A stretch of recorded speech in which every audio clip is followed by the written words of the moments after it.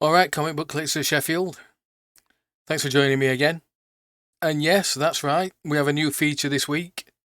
You will have to hang around until the end of the episode to see what it is though. Although, maybe temper your expectations as well.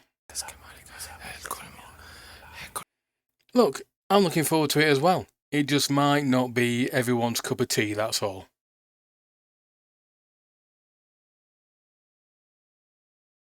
Anyway, first off, Mr. District Attorney 65, Worldwide Dragnet, The Mystery Witness, and Mr. DA Enemy Agent. DC did 67 issues of Mr. District Attorney, which is based on the radio and TV series of the same name. This is my first issue of the series, but looking at some of the other issues, Mr. DA did appear to come across people with mystical powers and at least one Martian. We do get around. The Flash number 175, The Race to the End of the Universe, the second Flash vs Superman race. The first ended in a tie, but this time they're forced to race across the galaxy by a couple of interplanetary gamblers who lost out on the first race. Oh, and just in case they decide not to race,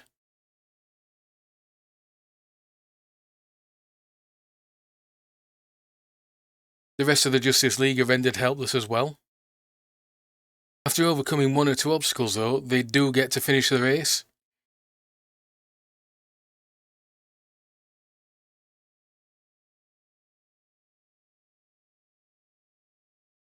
But who wins this time? Ah, Superman. No, wait, it's the Flash.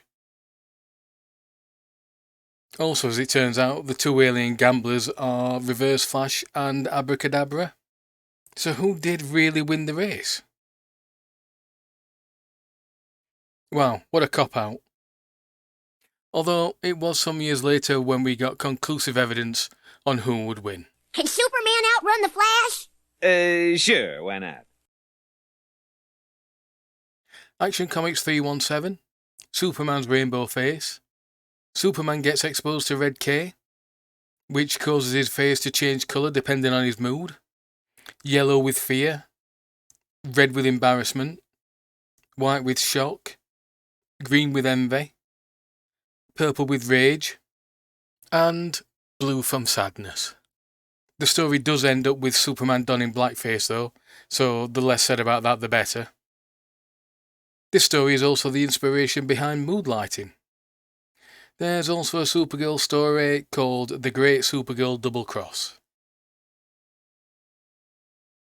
Showcase presents number 59, The Return of the Teen Titans. This is the third appearance of the Teen Titans. To be honest, I'm not really a fan of them. I don't have many Silver Age issues of theirs, but I do have some of the Bronze Age stuff. Lois Lane number 11, The Leopard Girl of the Jungle. The story does see Superman... hang on, excuse me a minute.